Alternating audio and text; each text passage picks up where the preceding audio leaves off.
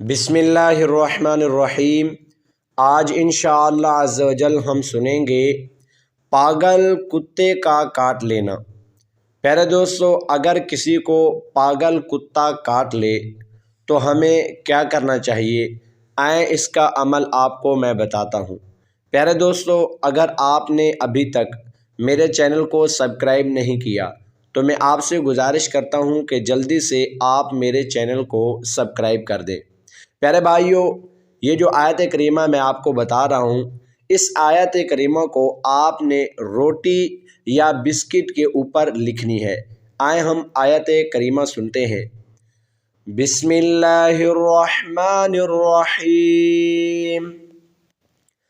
انہم یکیدون کیدا وَأَكِيدُ كَيْدًا فَمَهِّلِ الْكَافِرِينَ أَمْهِلْهُمْ رُوَيْدًا۔ اوپر ذکر کی ہوئی آیت کو روٹی یا بسکٹ کے 40 ٹکڑوں پر لکھ کر ایک ٹکڑا روز اس شخص کو کھلا دے، انشاءاللہ عز و جل اس شخص کو باولا پن اور ہٹک نہ ہوگی۔ پیارے بھائیو، اس آیت کو آپ نے اچھے انداز میں لکھنا ہے۔